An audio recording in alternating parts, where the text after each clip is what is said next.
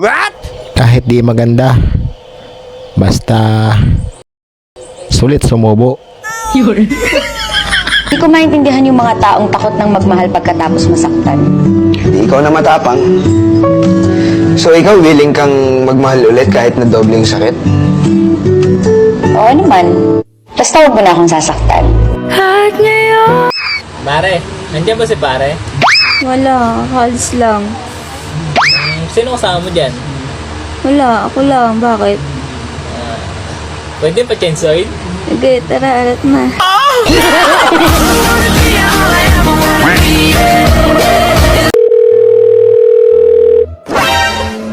Hello, love. Kamusta ka na dyan sa abroad? Eto, okay lang love. Healthy naman si baby sa tiyan ko. Eh, love, nalilito pa rin ako eh. Normal lang ba talaga na mabuntis ka kahit na LDR tayo? Oo, kasi nung nagbibideo call tayo, hindi tayo gumamit ng screen protector.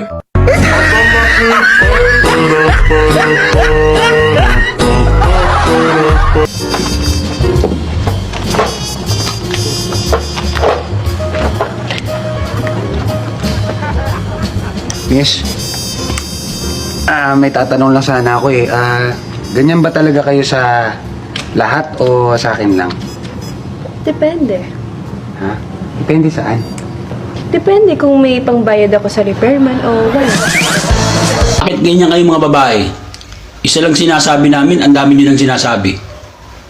Matino pa ba pag-iisip mo? Mapupunta ba ako sa'yo kung matino ako?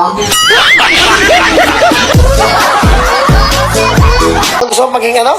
Maging nanay. Bakit mo gusto maging nanay? Kasi naglalaba yung nanay. Tama, naglalaba ang nanay. Gusto mo maglaba?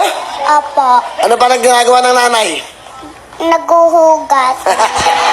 Ng plato, mga kinakainan. Ano pa? Opo, nagtotong it. Ngayong mga lalaki, Pare-pareho pala eh. Bakit namimili pa kayo?